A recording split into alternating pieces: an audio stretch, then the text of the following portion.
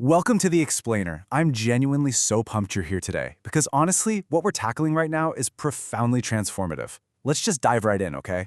Today, we're completely unpacking this undeniable, concrete link between having true faith and taking actual physical action. We're going way beyond the surface-level debates and those typical Sunday routines to uncover what it actually means to live out the greatest commandment. We're going to connect three very specific, highly powerful biblical passages, and when you put these together, it fundamentally changes how we view our daily walk. So get ready. This is all about moving from belief as just this abstract concept in your head to belief as a lived, physical reality. Take a look at this. It's a vast, serene landscape, right? And it perfectly illustrates the perspective I want us to adopt today. Just take a deep breath for a second. Look inward. I want you to completely clear away the noise, maybe even push aside the religious terminology you're super used to hearing, and really prep your mind to deeply grasp God's original, untainted intention for our lives. Because listen, this isn't about perfectly reciting theology. It's about the horizon of your everyday life and figuring out whether your literal footsteps align with the path that was laid out for us from the very beginning. So I've got a very direct question for you, and I want you to be brutally honest with yourself here. Are you truly doing God's will, or are you just going through the motions? Man, it is so incredibly easy to mistake just being busy for being righteous, isn't it? But to shake up that complacency, we need practical tools, not just a bunch of abstract thoughts floating around. And that's exactly why I want to introduce you to preparingyou.app. It's a completely free platform that's specifically designed to help you figure out the real answer to this question using actionable, everyday steps. Actually, before we even jump into the heavy-hitting scriptures, I really encourage you to go ahead and sign up for that free app at preparingyou.app. It was created with one big intention, to prepare you to live according to the laws of nature. You know, that simple, logical, and righteous life that God truly intended for all of us to live by. It's genuinely going to help you prepare to better seek God's kingdom. The link is right down there in the description below. Go grab it because it's going to be the absolute perfect companion to everything we're about to uncover today. Okay, let's look at Matthew 22. This sets our absolute baseline.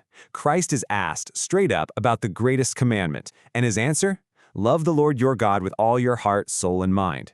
But, and this is crucial, he doesn't stop there. He immediately follows it up with, and the second is like unto it, thou shalt love thy neighbor as thyself. He wraps it up by saying that all the law and the prophets hang on these two commandments. Think about that. This isn't just a polite suggestion. This is literally the structural foundation of the entire universe's moral code.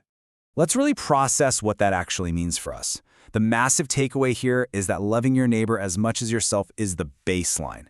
It's so vital that literally everything else hinges on it. So, logically speaking, we have to ask ourselves a pretty tough question. If we fail to actually love our neighbors as ourselves in our everyday actions, can we really honestly say we're doing God's will? The undeniable answer is no. Absolutely not. It doesn't matter how many other religious activities we do. It doesn't matter how many songs we sing or events we show up to. If we miss this one simple, direct commandment, we are missing the core of God's will entirely.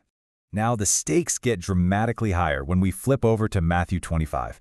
Here, we read about the Son of Man separating all of the nations, kind of like how a shepherd divides his sheep from the goats. And he tells the righteous, the sheep, that they're blessed. Why? Because when he was hungry, they fed him. When he was thirsty, they gave him a drink. When he was a stranger, they took him in. And when he was naked, they clothed him. And when they're sitting there asking, wait, when did we ever do these things for you? He replies, inasmuch as ye have done it unto one of the least of these my brethren, ye have done it unto me. This passage is absolutely monumental because it directly links that greatest commandment straight to our salvation.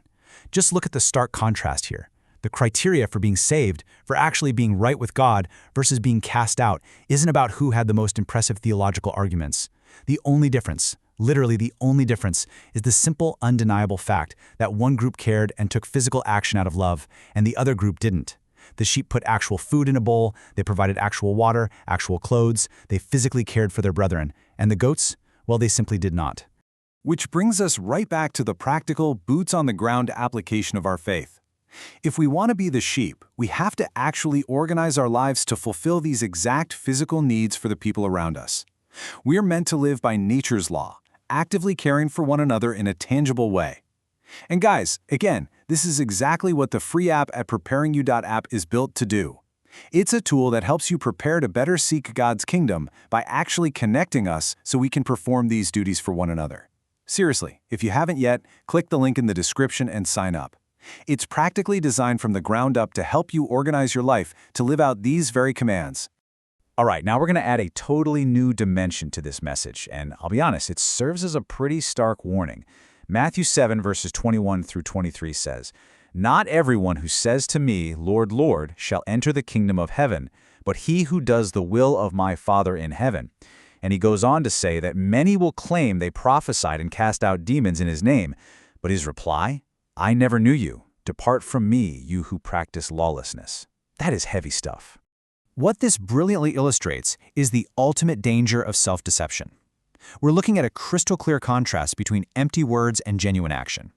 It's the difference between just talking about giving someone an apple and actually handing it to them. There are going to be people who passionately cry out, "Lord, Lord," people who even prophesy and do wonders, things that look incredibly spiritual on the surface. But Christ literally calls them practitioners of lawlessness. Why? Because they aren't bearing good fruit. They aren't actually doing the will of the Father. They've got the outward appearance of belief down pat, but they are entirely missing the foundational requirement.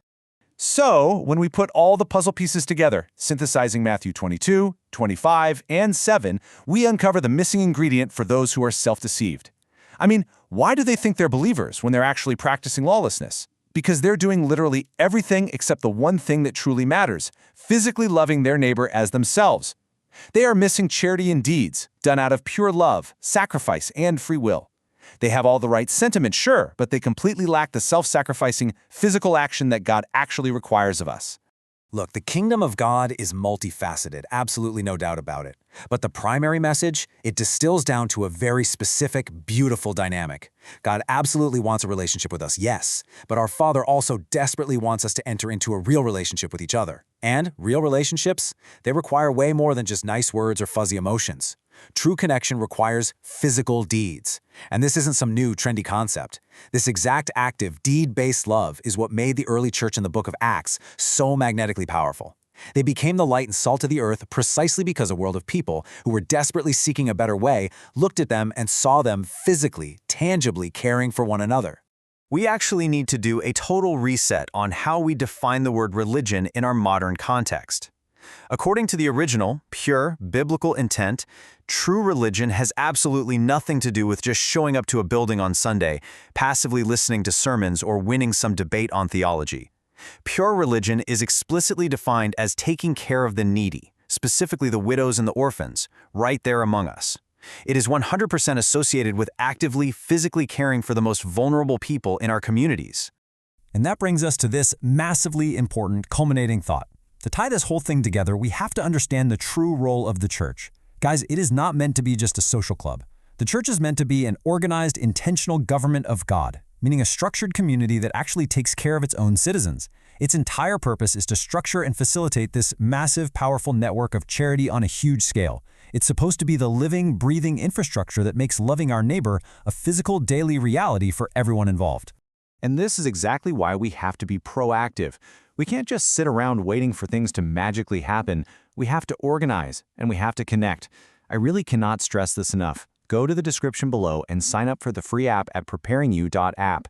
It's going to help you prepare to better seek God's kingdom by connecting you with other people who are dead serious about structuring this kind of immense charity.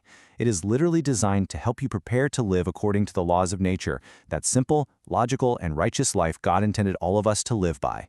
Do it today and start actually seeking God's kingdom through real, tangible deeds. So as we wrap up this explainer, I want to leave you with one final provocative question to really chew on. Are your actions actually reflecting your faith, or are you just standing there saying, "Lord, Lord"? Remember, the defining difference between the sheep and the goats wasn't what they felt in their hearts, it was what they did with their hands. Don't let yourself be caught practicing lawlessness while genuinely thinking you're doing God's will. Make the choice to take action today. Start tangibly loving your neighbor, and step fully into the active, righteous life you were always meant to live.